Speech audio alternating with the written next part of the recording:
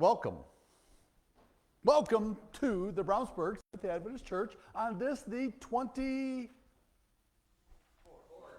day, 2024. And the next question is there any better place to be than right here? No, this is the best place to be on Sabbath morning.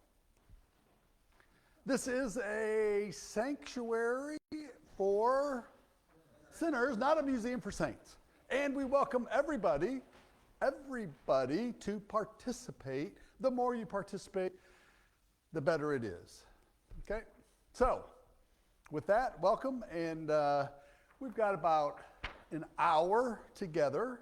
And so we'll have a very good hour. Okay? It'll be very casual. We'll talk a little bit. What are we talking about this quarter? Psalms, right? 150 books in the Bible of Psalm, right? 150 books in the Bible. Covers about, depending on how you slice them, maybe 3 to 12 different flavors of Psalms, okay? You know, if you broke them all in and categorized them and things like that, okay? So that's what we're going to do. If you get a little antsy, you could put your thumb in the Bible at Psalms 90, Psalms 119, and 141. And if you wanted extra credit, you can look up Meribah. Okay, we'll talk briefly on Meribah, all right? So that's what we're going to do. But first, before we get started with that, let's talk about the week. Visitors, people that I may not be totally familiar with, okay? You, sir, you are not very cautious on who you sit next to. You must be outgoing and fearless. So who are you? Dan. Okay, Dan, what brings you here? Visiting daughter and family. Very good. So you are Danielle's dad. Right. You, young man, did an outstanding job. Job well done, really. Thank you. So you're here for a while or a week or? A week. A week, very good. Are they, they moved into a new house. Are they like making you do stuff? No, I haven't had to. Not yet. Not yet. Well, it's very good to have you with us. Thank you. Very good. But if it keeps snowing, we're sending them back. Yeah, exactly. Any more of this snow stuff, though? Danielle? Head him west. You, young man, you are not a visitor, but tell me about you. Who are you? I'm Dylan. I've been here since I was a kid, coming and going, and today I'm getting baptized. So you're Dylan now, and I know you're not a visitor because I see you a lot, but I don't know much about you. Okay. So who are you? There's not too much to know, really. Do you work? Do you go to school? I work at UPS. Very good. Okay, that's why we're drawn out. So, what kind of work do you do? Right now I'm a package handler. I haven't decided on what kind of career I want to do yet. Packaging? Mm-hmm. Okay, very good. And you're getting baptized today. That is awesome. We, as the Sabbath school unit here, we are so thankful for all that you do and that you've decided to give your heart to the Lord. It's Thank you. That means a lot. good. We are very happy to have you here, sir. Okay, very good. Thank you. Okay, how was everybody's week? My week, I'll tell you my week. So, I'll drone on for a little bit more, okay? Yes. We had birthdays this week, and in my family, for some reason, February 23rd is big. It's my wife's birthday. My grandfather had a birthday. He just turned 100. Wow. A couple of our friends from school, they had birthdays on the 23rd. Even this gentleman over here had a birthday. So, there were a lot of calls going out, and my dad's sister set up a big video feed, big web thing for all of my grandpa's friends and family, and we all got to call in and wish him, happy birthday. And so it was fascinating. It blew my kids' minds, 100 years. 100 years. Yep. So that's what, born in kind of the Depression, right? Yep. Is he still is he still able to talk about things? Oh yeah. Well, at 100 years old, the body starts to betray you, but the man's mind starts before that, doesn't the it? man's mind is Pete, it starts before 100. Sharp as sharp as a tack. Responds to everybody. Just moves a little slower, and Boy, I would say the more you could do to ply out of the Encyclopedia Britannica there from this guy that's 100 years old, that's your grandfather. Well, he for those that wonder, he ascribes his longevity to good health and exercise, good plant-based diet, and he was very, very clear on that. So absolutely. So that's what he ascribed that to. So yeah. Take that for what you will from a 100-year-old man. Absolutely. Very good. Excellent testimony. Anything else this week, you guys? Danielle. I just need to leave this week. Well, my kids did not know that my dad was coming, and he usually drives out, and so I was trying to figure out how I could get to the airport, and so I'm like, okay, kids, there's an emergency. We have to get in the car. And they're like, well, what happened? I'm like, I can't tell you. They're like, Mom, you're smiling. I'm like, I'm not smiling. They're like, what's going on? And they're like, where are we going? I'm like, I can't tell you. Just get in the car. Exactly So right. I can't keep a straight face very well. And so they figured out that something was up. And then when they saw that we were going to the airport, they're like, well, who's coming in? I'm like, I can't talk to you. We just have to get there. Is that great? Anyway, so they figured it out that it probably had to be him. But anyway, it was fun. What a great thing. Absolutely stellar. Anything else this week, you guys? Oh, Rodney. It's part of your good health mantra right there. My week was challenging.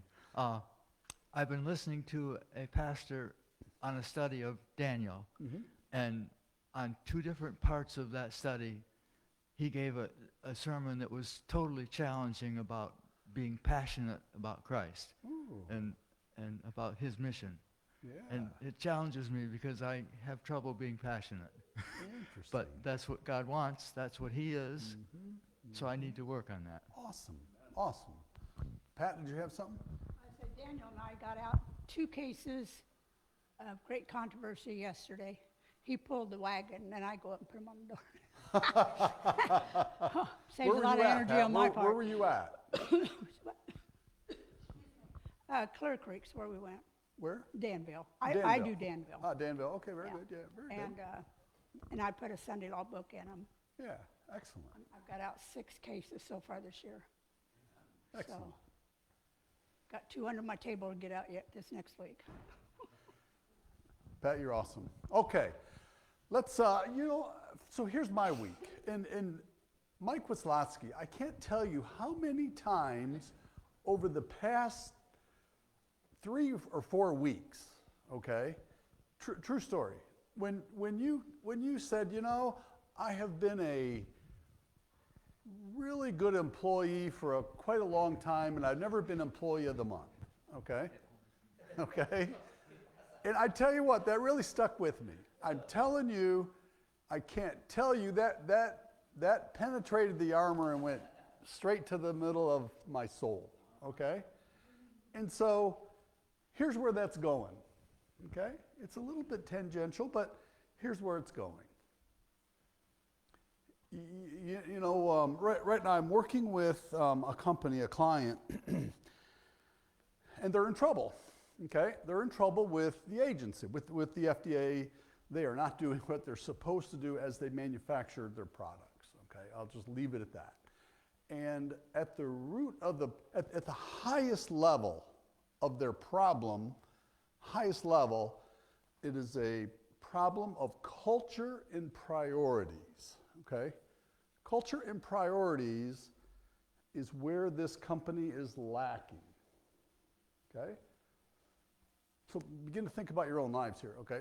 Culture and priorities is where this company is really lacking. So part of my job is to understand the company top to bottom, forwards and backwards. So I interview literally 50 people this past week, and just bring them in and we talk to them and just say, hey, Dan, tell me what you do, how long you been there,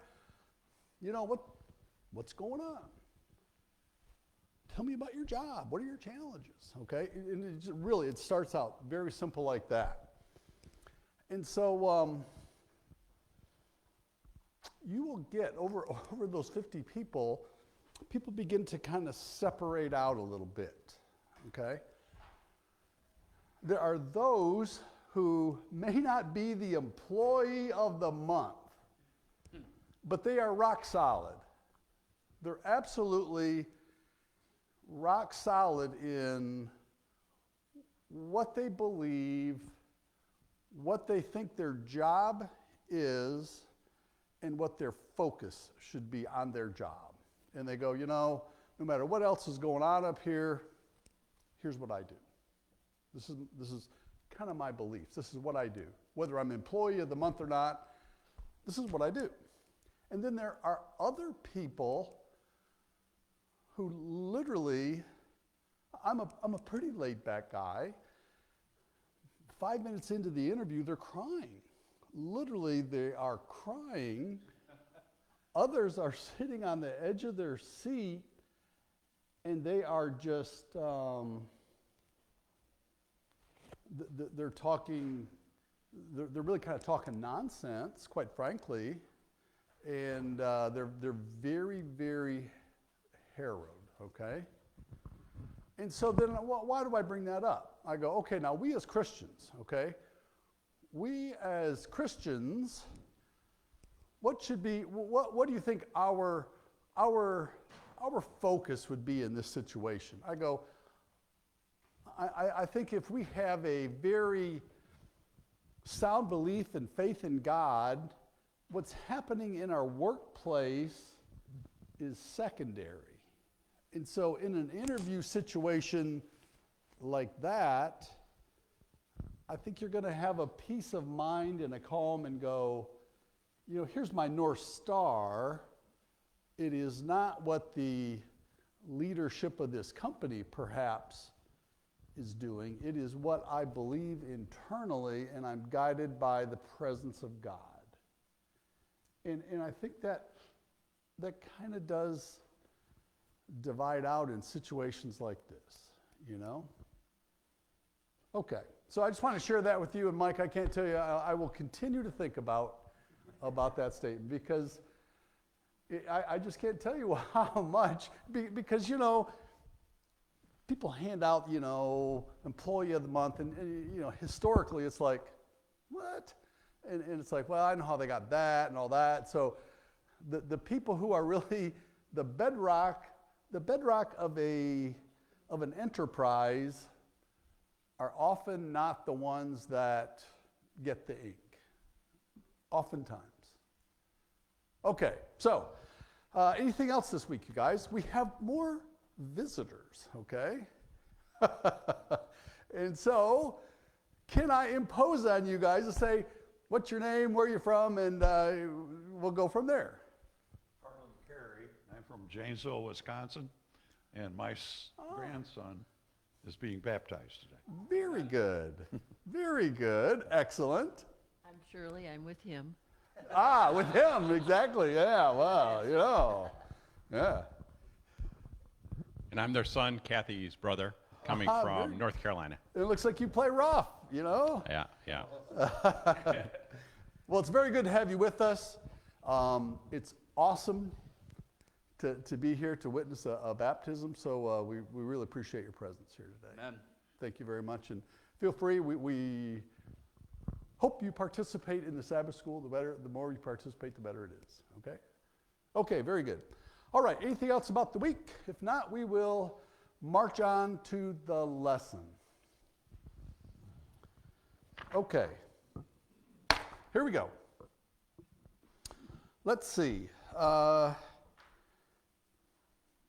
first point of the lesson. So I've got 8 points from the lesson. We'll cover probably a couple of them. All right. So, teach us to number our days that we may gain a heart of wisdom. That's the memory text today, Psalms 90:12. Teach us to number our days. Do you guys number your days? Does that mean the older you get, the wiser you get? Well, what do you guys think? I Sure don't hope know. I don't know. Pete, what do you think? How are you feeling about that? Hey, I learn every day. Yeah, I learn exactly. something new every day. Yeah, exactly. You know, it's like, I don't think I get any wiser. I think I just understand how much I don't know. You know? So teach us to number our days. What does that tell us? I was going to say, I just want to squeeze as much as time as you can in your day. Say that again? Squeeze as much time as you can in your day, as much very work or good. whatever. You don't want Wisdom. to waste precious time, right? Very good. Teach us to number our days. Don't waste time. Don't waste time. Teach us to number our days that we may gain wisdom. Is knowledge and wisdom the same thing? No. No. I heard no. No. No. So, what is knowledge? Knowledge is the facts. Knowledge is, you learn how things work. You learn your place in whatever. Wisdom is how you use that knowledge. Okay. Wisdom is how you apply that knowledge. Because you can keep it to yourself. You can use it to teach others. You can use it to apply to your life. That is then a lesson to somebody else. But the facts themselves have no power to influence. How you use them is where wisdom comes into play. That we may gain a heart of wisdom. Number our days, so we're going to fill up our days correctly, that we gain wisdom. Wise in one. It's good to see you, Donnie. Thank you. Happy Sabbath. Happy Sabbath. So numbering out, do we do this? Is this something like falling off a log for us that says, every day we gain wisdom? Wisdom comes from doing things and finding out how they fit. So to number our days is to put things into them that might be scary because it will give us wisdom. Okay? Where does wisdom come from? Tell me more. Oh, you put me in trouble there. So if you and I sit down and we chat, you may not get wisdom from me, right? No, I don't get any wisdom. You don't get any wisdom No, from me. sometimes I get it too, because of how you do things. If you do good things, I get that wisdom from you too. Is that knowledge or wisdom? That is because of wisdom, because you get from God, that you're sharing with me. Some things that I might share with you Yeah. might be sharing wisdom from God. Other things might just be knowledge.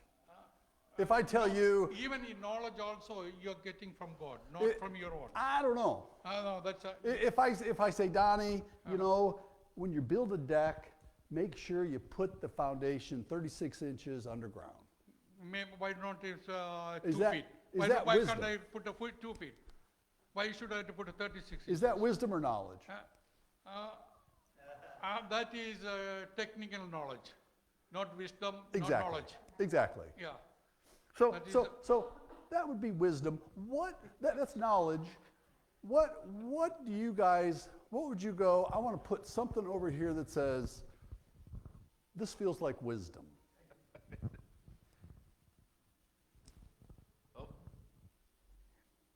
See, wisdom most of the time we get when we read the Bible or we praying to the God.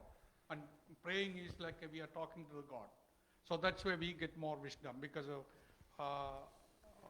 first of all, Solomon, he only asked for wisdom. He never asked anything else. He But never if- asked So wealth. I'm going to press the table. I'm going to press the table a little bit and go, that we may gain a heart of wisdom.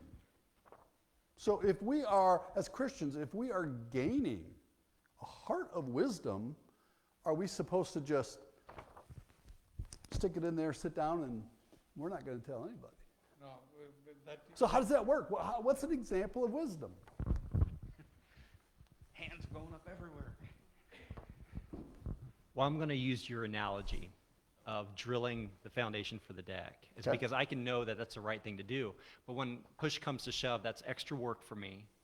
And it might cost a little extra money to, buy a couple more sacks of Quickcrete or whatever so I can yep. stabilize that, that beam coming out. So my wisdom is building off the knowledge and saying, okay, even though I have to work harder, even though I have to buy extra materials and invest more, it's going to cost me more. Wisdom says I'm going to do it anyways because I know that's the best, right? Okay. And so you've taken knowledge now and you transferred it into wisdom because now you're not cutting corners. You're doing the extra work you might need to do because you know that's right and good and best. Okay. Other pieces where you're going to go, wisdom versus knowledge.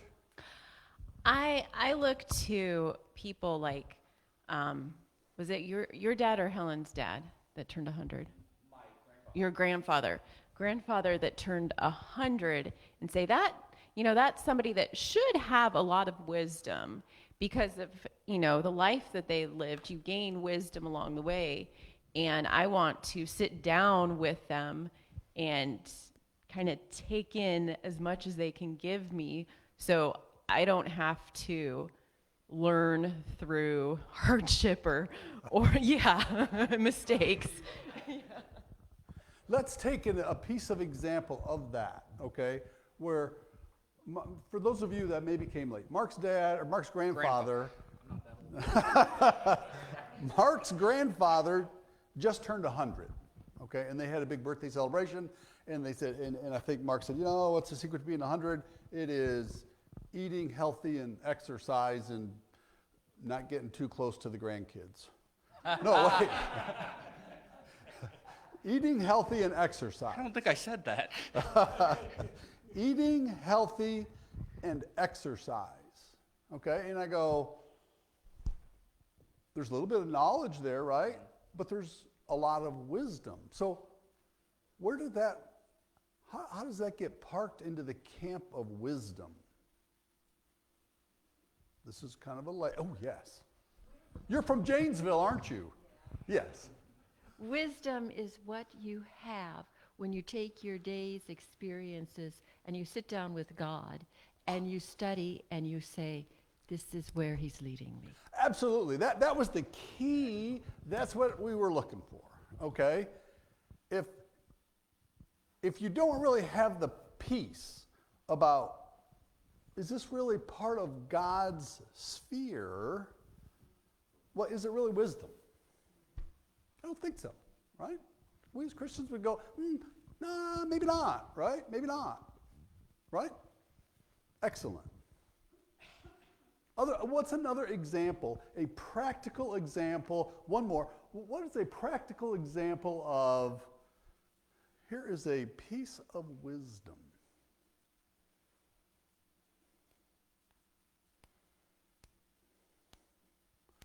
I'll bet we have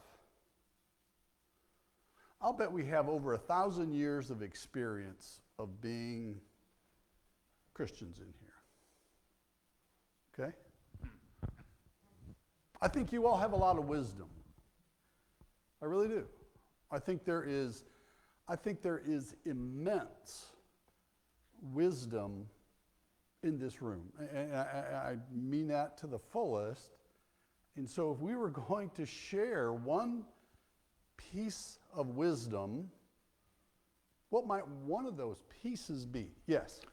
So, as we pray the Lord's Prayer, we say, Our Father who art in heaven, hallowed be thy name. That's knowledge of God, who he is. Uh-huh. But it's wisdom when I say, you are God and I am not. Yes. Okay. I'll come back to how I started a little bit ago about these interviews, okay? How we did these interviews with this company that's in trouble. I would say sharing wisdom to people who need it would be those who are so worried about their future because of poor leadership. wisdom would go, put your trust where? You put your trust in God, right? Don't worry about today. Don't worry about tomorrow. But put your trust in the Lord right now, right? Would that be a piece of wisdom? I think it would be. I think if we can't offer that up, I think we need to think about it, you know? Wisdom. Okay, so that's what we're talking about. Let's see. We'll move on. The Bible depicts a daily life of faith as a pilgrimage or a walk with God. Let's look up Psalms 119. A daily pilgrimage and a walk.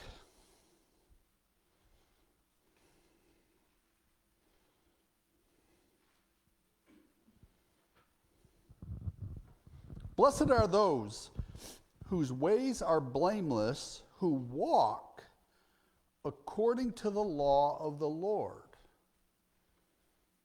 Blessed are those who keep his statutes and seek him with all their heart. They do no wrong but follow his ways. What is this walk? What is the walk that we're talking about here? What is Psalm saying about the walk? The Bible depicts a daily life as faith as a pilgrimage or a walk with God.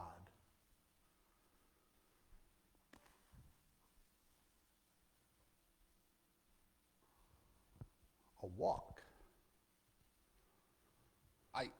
When you talk about the walk as it's mentioned in Psalms there, I always interpreted that as, when you're walking, it's a journey. You start somewhere, there's an ultimate goal in mind. And that's just what that is. As you're growing in your walk, you're learning new things, applying new things, and you're walking along. Sometimes you pick up somebody who's behind you on the path, you help bring them forward. Sometimes somebody brings you forward a little bit on the path if you're all walking the same direction. But that's what I always saw when you're talking about the walk. It's the journey of life and salvation. A walk with God. Yep. Rodney. When I'm walking with someone, we're sharing. Ooh. So if I walk with God, he's with me and we're sharing. What a great example. When you walk with somebody, do you walk single file? I get in big trouble, actually. Okay, this is a point of contention in my family. In full transparency. Unfortunately, my wife isn't here. I've had a habit. I've had a habit in my life of walking kind of fast. And so, consequently, there are times when you get out of the car and you're walking somewhere and you go, oh yeah. Where is everybody? Yeah, wait, she's back there. And that will be noted. That will be duly noted that we are not doing a walk together. We are not having a walk. Right? No, actually, she's trying to follow you, not no, you are not following. Yeah, she's not a good follower. Okay, she doesn't appreciate that position. She doesn't want that. To Rodney's point, though. Okay, to Rodney's point, when we really do walk with somebody, we're next to each other, right? What do we do when we're next to each other when we're walking? What do we do? You're talking. We talk, right? Hey, look at that tree. Is that gorgeous? We share things, right? Sometimes we're silent, but we're still together, right?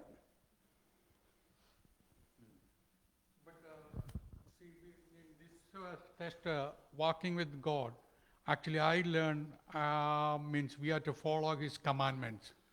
Okay, when we follow his commandments, we are walking with God. That's why I feel that way. Mm-hmm. When we're walking with, so is it chicken and egg? Chicken and egg, is if we're following the commandments, we're walking with God? Or is it, if I'm walking with God, I'm following the commandments? No, means I'm not saying that one because I'm saying if you follow the commandments, you're walking with God. That's what I said. Well, So, okay. kind of going along with that, you know, if you're on a path that you've never been on before, but you're with somebody that has been on that path, Oh. you know, and you get to a T in the road, I can say, yeah, this looks like the right way, but I'm gonna need, like he's saying, I'm gonna need to follow the person that's been there before or knows about the path, in order to go the right way. So when we're walking with God, we need to follow and do as he says, follow his commands if we want to stay going the right way. You might say, Ben, come back here. You missed the fork in the road. We're going this way. So I walk with goals in mind, and he likes to enjoy the scenery. Exactly. So, yeah. So we just said, well, this walk is, I'm following commandments.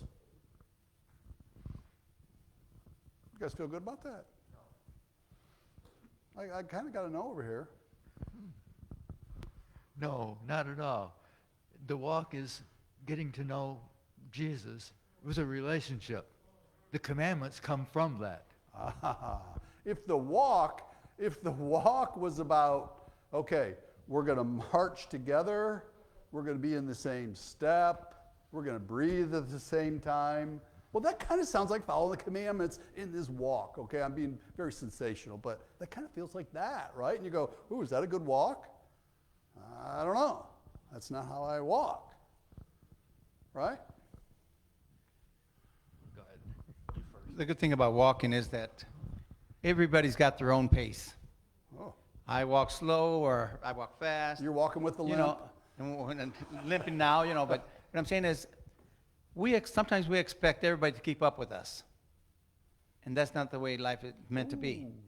There's some people that are laid back, meant to stay behind, to observe all that they can see and take in and look and stop and read. We used to go on nature hikes, and my wife and the kids, they love to stop and read every placard, everything on the path. I said, no, man, I just want to walk, you know. So I'd walk ahead, and I'd turn around, come back, and they're still reading. So what I'm saying is, sometimes we got to stop the expectancy that we have to have everybody at our own pace. Everybody has their own goal, what their goal is. Like Danielle said, you hike, some people want to just do that mile path, or 2 mile, 5 mile path. I just want to get done so I can say, hey, I did the 5 mile trail, you know? Or there's those that take the 5 mile trail, and it takes them 5 hours to do that 5 mile trail because they're observing everything, reading everything, and that's how you get knowledge. You know, my kids said, well, how do you know about your plants? How do you know about what you're looking at if you don't read about it? In our journey with... That's a fair point, Pete. Right. And so our point today is that in our walk, we have to stop and receive all the knowledge, all the wisdom that we can for that journey that we're in. Yeah. So the lesson goes on to say about stumbling in our walk. Okay, let's see, what does it say? We talk about stumbling in our walk. What does that mean? If we're walking along and there's a stumble, what is that? What might that be like? Well, I know whenever I'm walking, and I've got 2 small boys, so walking around my house is like a minefield. Toys left all over the place. My son's into Lego, and we all know what it's like stepping on that. But when you stumble, it's because you're not paying attention. Ooh. If we're going to use the walking on a path analogy, if you're not watching your steps, you don't see that loose rubble. You don't see that rock. And so if you're walking along and all of a sudden you go, ooh, look, squirrel, down you go. If you're trying to keep walking but you're not keeping your eye on where you're going, you're just doing this, you will trip and fall, stumble. So what does that mean about focus in our walk? So we're walking side by side. We said this walk with God as a pilgrimage is a walk side by side and we're in, we'll say, constant communication, right? When I think of my best walk, my best walk in my relationship with God, it's when I'm in constant communication, right? It's not we're walking side by side and, next week I might say something to God. Well, that doesn't sound like a very good walk. Okay. So what happens during a stumble in that walk? Welcome, both of you. It's good to have you here. Thank you for joining us. Okay, so how about a stumble? What takes place during this walk with God and it is a stumble? If I'm walking along with someone and we're talking and we're watching where we're going, but I lose focus on what the two of us are doing and look to the side because a flower there caught my attention, something pleasant, then I'm going to stumble because there's a root ahead. Mm-hmm. So in our walk with God, if we don't stay focused, the two of us together, but we look at something else instead of him, it's going to cause us to stumble. Yeah. Danielle.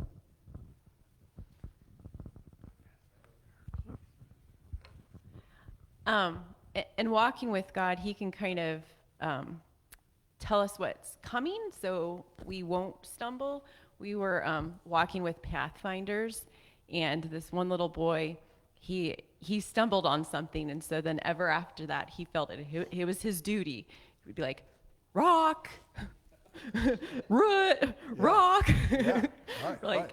thanks. And it kind of got, we were like, okay, you don't need to tell us about every single one, but that's kind of what God does. Mm-hmm. He's out there saying rock, root, trying to, and we can listen or we can get annoyed and say, okay, I don't want to listen to you anymore. But he's out there to kind of help us so we don't stumble. Okay, very good. Okay, let's move on. Psalms 90. Let's turn to Psalm 90. Hey, Bruce. Yes. One thing. I think we all stumble in our lives. Oh. If we think that we're going to lead a perfect life, walk perfect path, if we look straight ahead, too many people think that we're going to look straight ahead, we're going to walk in perfect. Hey, I got a God on my side, everything's going to be right. I gave my heart to him, and everything's perfect. We're wrong. We're not walking the right path. Because we need that stumble in our lives. Because that's how we learn. Now, it depends what stumble. The thing is that we recognize what stumble we're in, what caused it, and then realize and then give thanks to the Lord that, you could have been worse. We should expect skinned knees, right? Yeah, absolutely. When your kids are growing up and you put them outside, you're going to expect them to get, like you said, skin knees, elbows bruised, mud all over themselves, and dirty clothes and everything else. We're going to expect that. But how do we correct it? We bring them in, we clean them up, we nurse them, nurse that achy navel, the elbow, and put a Band-Aid on it or whatever. But then we explain to the child or whoever it is, we use that as an illustration, right, that you fell, we're taking care of it, and they learn. It's just like that one Pathfinder says, warning everybody, It's a warning. Once you stumble, then you grow from it. That's the way life should be. If we're walking along, now here's the tricky part. So help me answer this. We're walking along, the Lord and I, we're walking along side by side, and I stumble. Okay, I skin my knee. Is the Lord going to keep on walking? At what point does the Lord keep on walking, and how do I get back up and rejoin?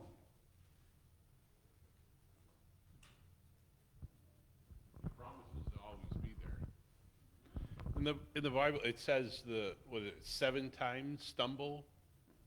What does it gets up 8 times? That's what makes us good. Okay, very good. We don't stay down. It's not about the stumbling, it's about the getting up. It's always about getting up, isn't it? Because if you don't get up, there's no, like with Pete's analogy, they couldn't come in, they couldn't get cleaned up, they couldn't get the Band-Aid, they couldn't get healing and help if they never got up. So if you come to terms with the idea that the walk is gonna have stumbling blocks, and you're going to find some of them. It's how it's going to happen. How about that walk where we're walking along? Is it just us? Is it just us, or are you going to be walking along back to wisdom that we all, as Christians, carry? Okay? Are we walking along and we see somebody that fell down, skinned knee? Do we go, that's too bad? Sorry. There you go. I got to keep walking. There you go. Is that what happens? What would wisdom? We said, it's really important for us as Christians to have wisdom. So as we're doing this walk,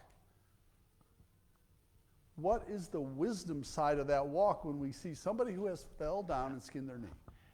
I Does think that as ever happen? I think as believers, we have a right to help that person. Just like that young child that got hurt.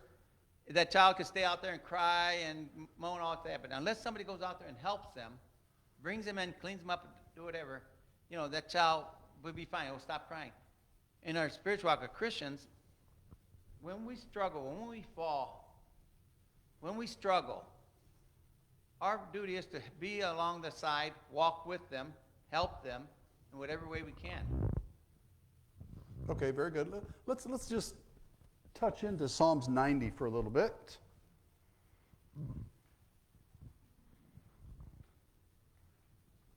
Psalm 90.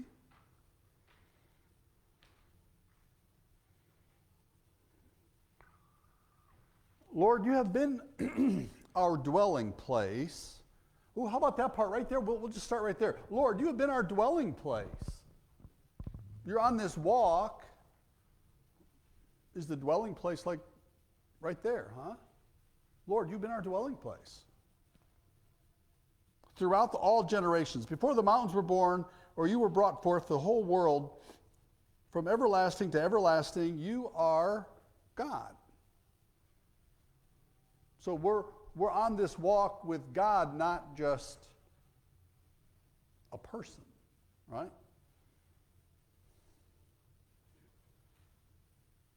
You turn people back to dust, saying, return to dust, you mortals. 1,000 years in your sight are like a day that has just gone by, or like a watch in the night.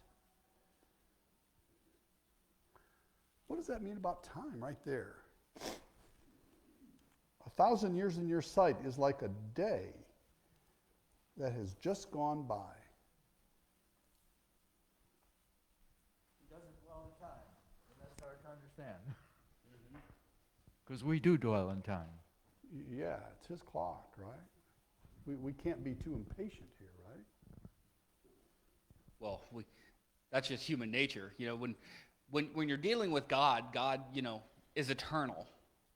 He's got a much broader vision of what's happening. When we're walking, he's not just walking with me, he's walking with Rodney, he's walking with Pete, he's walking with Danielle, and he sees all that. And we can get frustrated because we don't know where we're going. And we want to know, but we don't, but God knows. And so as long as we believe and trust that he knows where we're going, it kind of tamps down that anxiety, but it's always there because we're frustrated with it because we don't see it all. So let's keep going. Very excellent. Let's go into verse 13. Relent, Lord. How long will it be? How long will it be? Has anybody ever said that? All the time, right? All the time. How long is it going to be? How long are we going to be in this, right? Satisfy us in the morning with your unfailing love, that we may sing for the joy and be glad of all our days. What a great way to start the morning, huh? Maybe if it's one thing we could carry away today, it might be that verse right there. Just to tuck that away and go, tomorrow morning I'm going to start the day with verse 14. Relent, Lord, how long will it be? Have compassion on your servants. Verse 14, satisfy us in the morning with your unfailing love, that we may sing for joy and be glad all of our days. Make us glad for as many days as you have affected us, for as many years as we have been in trouble. May your deeds be shown to your servants, your splendor to their children. Lastly, verse 17, may the favor of the Lord our God rest on us. Establish the work of our hands for us. Yes, establish the work of our hands. Good way to start the day? On this walk, right? Okay. We'll move on.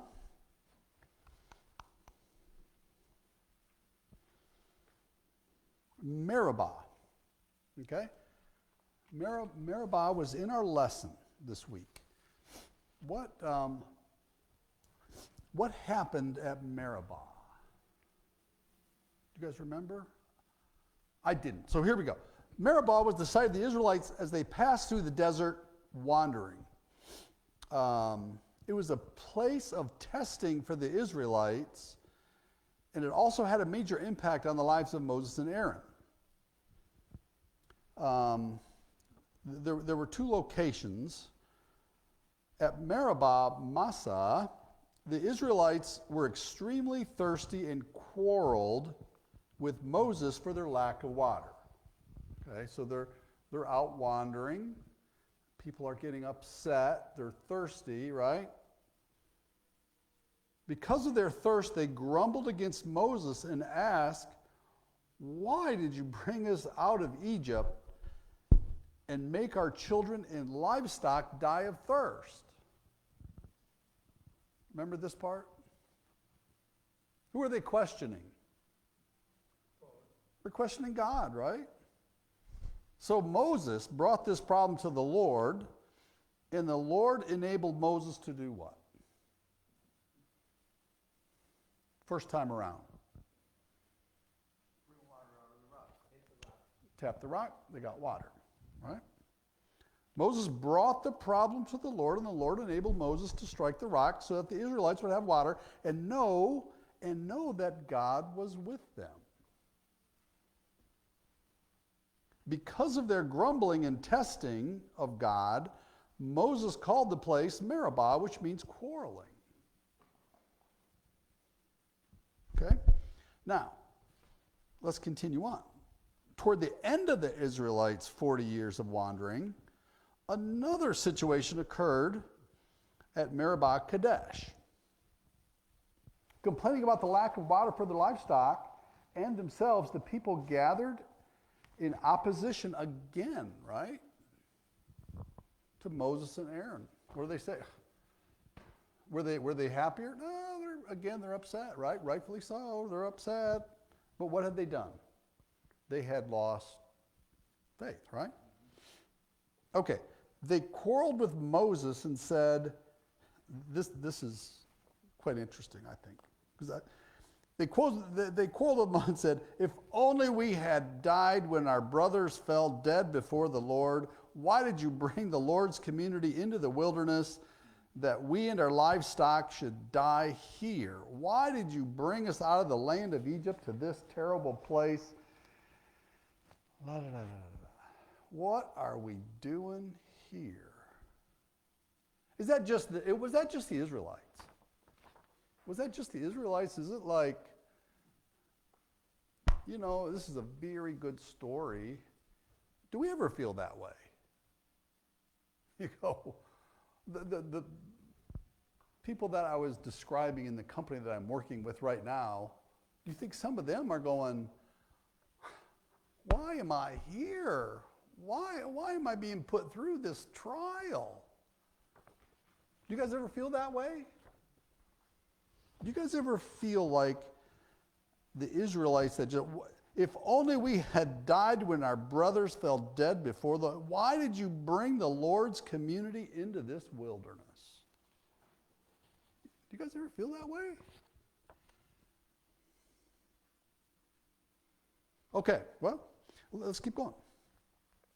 Appealing to the Lord at the tent meeting, Aaron and Moses were told by God to speak to the rock, which would bring forth water. instead of demonstrating God's glory and provision in speaking to the rock as the Lord had instructed, okay, Moses struck the rock and claimed that he and Aaron would bring forth water. The Lord still kept his promise, right? What do you think? What do you think got into Moses there? He was angry. He's been through this before, right? He's been through this before, and he listened to the Lord and went, "Why this time?" I think Moses was at the end. You know, all that he did to take these people out of Egypt, and every day was complain. 40 years. Can you imagine all that time people complaining? When they asked for water, he used what he had in his hand, which was a staff. He could have talked to it, but he was so upset. He said, "You want water? Here. There's your water." You know. And so that's what I seen with Moses. You know, that's what happened. Because You people are getting on my nerves about this water business. You're getting on my nerves, right? I can only take so much. That's probably what happened. But there's a lesser possibility that could be a lesson for us. He had been through this before. So instead of really listening to God, he just remembered what he did before.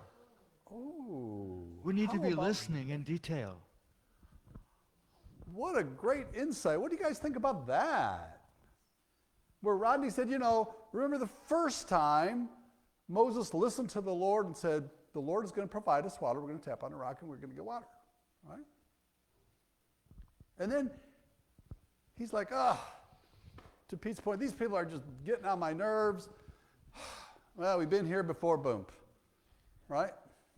We'll just get this done, over with, and we'll move on, right? We got to keep going on the walk, right? Well, there's your stumbling block. See? Tell me about it. God gave him very specific instructions on what he needed to do. He gets frustrated from all the complaining from all the people and falls back on what's worked in the past, what I've done in the past, and now his eye has shifted. And, God still kept his promise because, why punish the people for, my stumbling block? But I still stumbled because I felt like I knew what I needed to do. And because of, not an excuse, but because of the stumbling block, I lost focus. So what we're,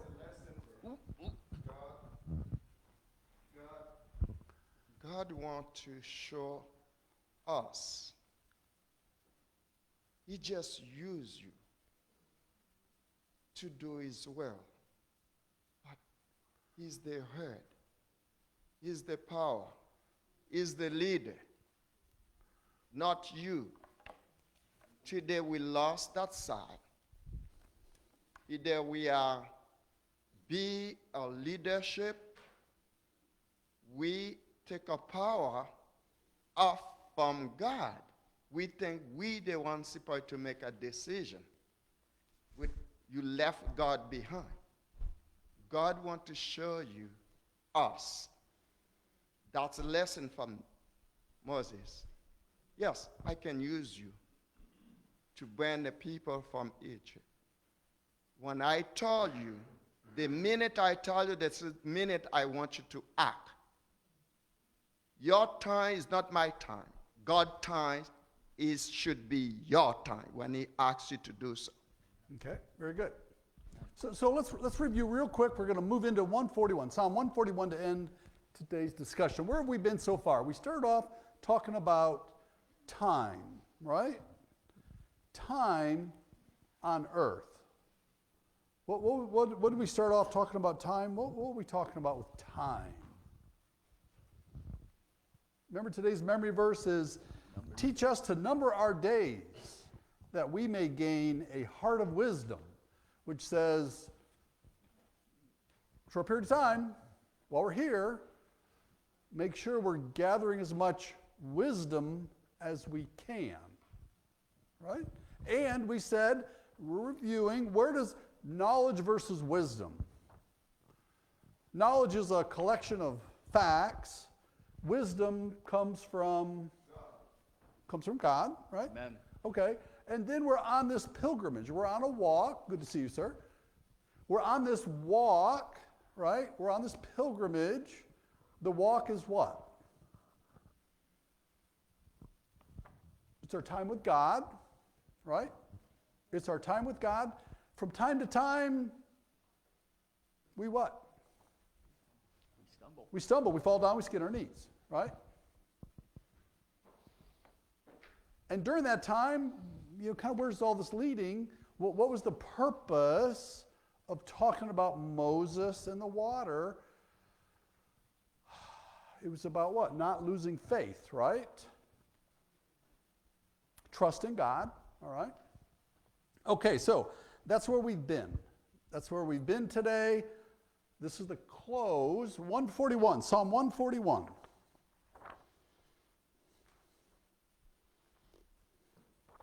And just to help seed the discussion, Psalm 141 is a prayer of protection from temptation within and without. So it's a prayer against temptation. Would we ever use that? Prayer of temptation, or resisting temptation. How many people are going to walk out the door today? How many people are going to walk out the door today and will be in the face of temptation? I hazard to say the survey says 100%, right? 100%. Everybody will be tempted, right? All right, so let's go. It can happen right here. Good point. Very good point. Okay. Psalm 141. I call to you, Lord, to come quickly to me. So what is the purpose of these psalms? They're for us to tuck away, right? For us to tuck away as part of that wisdom that we can use in our daily life, right? So let's set the definition there. Okay, so Psalm 141. I call to you, Lord, come quickly to me, hear me when I call you. May my prayers be set before you like incense. May the lifting up of my hands be like the evening sacrifice. Do you think in the first verse he needed to say that? I call to you, O Lord, come quickly to me, hear me when I call you. Did he need to say that? Why did he say that? Is that a given? I don't know. Let's think about it. Okay, verse 3. Set a guard over my mouth, Lord. Set a guard over my mouth. Watch over the door of my lips.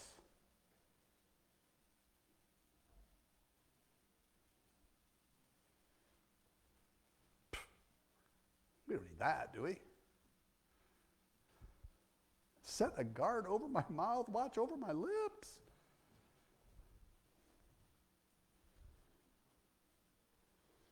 Do not let my heart be drawn to what is evil, so that I take part in wicked deeds along with those who are evildoers, and do not let me eat their delicacies.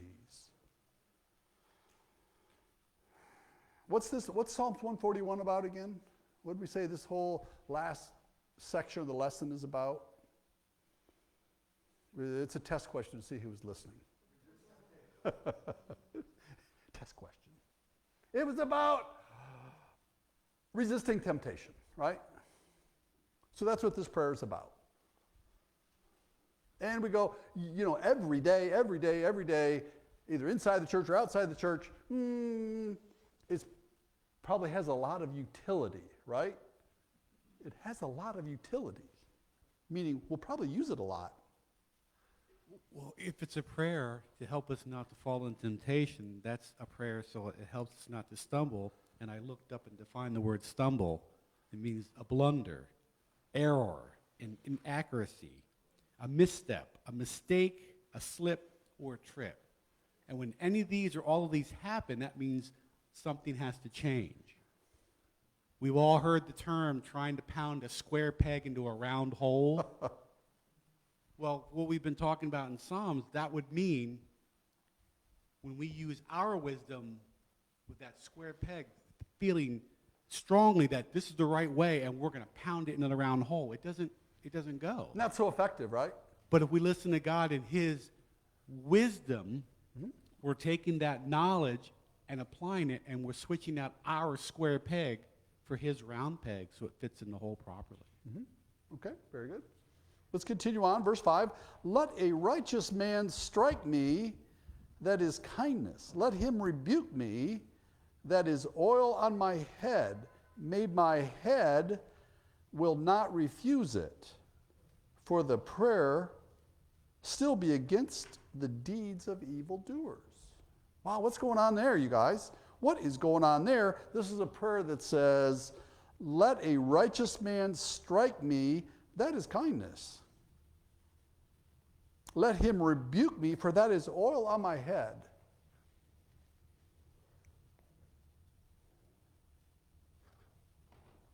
This is really important, right?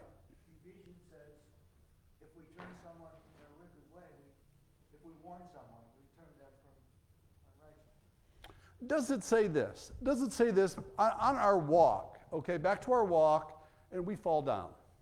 Okay, we fall down.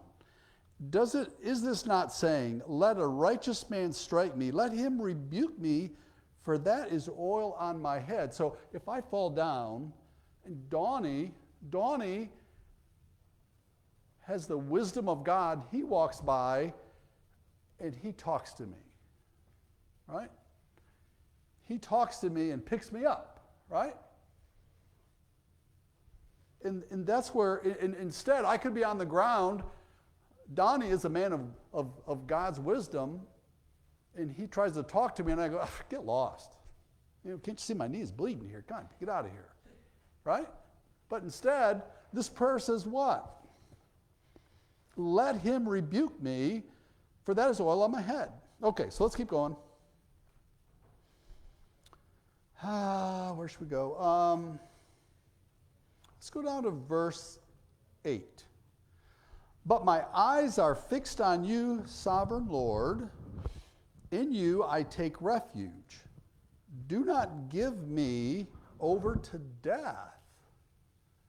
Don't give me over to death.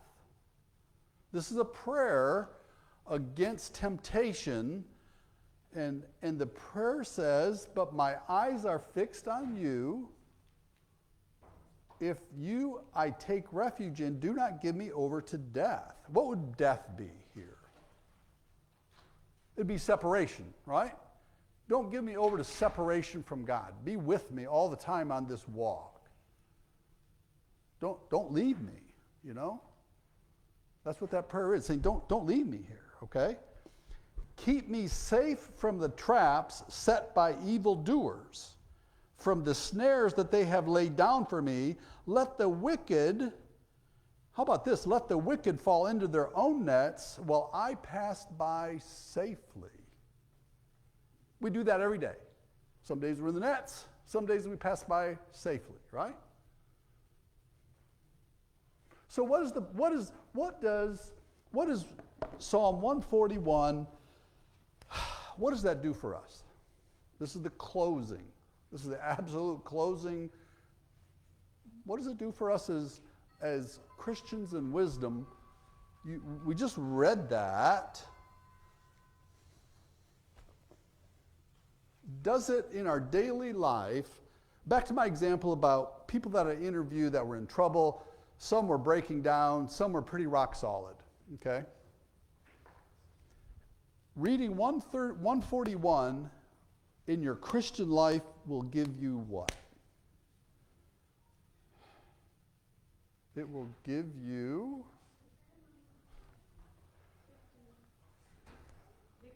Victory, it'll give you a way forward, right? A way forward to, quote, win the day, right? A way forward to win the day. You know it's going to be tough out there. How many people go, as I get ready to walk out the week, it's going to be tough, right? It's going to be tough. There's going to be lots of areas where I can fall down and be in the net. But 141 is giving us that peace, right? That peace, hope, and a way forward to be with God, right? That's what 141 is all about, okay? Any last comments?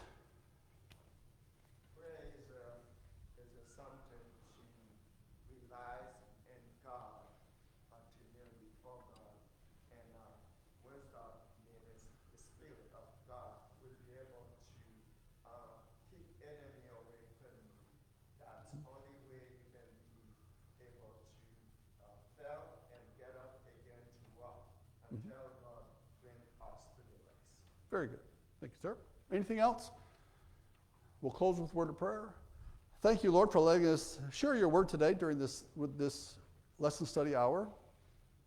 Thank you for giving each one of us the wisdom and courage to speak about your words, your love, your wisdom. May each one of us take that Christian wisdom with us and let us continue that walk and pilgrimage with you throughout our daily life. In Jesus' name, amen. Thanks, everybody. This was very good. Absolutely stellar. Appreciate everybody's participation. Really good. Thank you.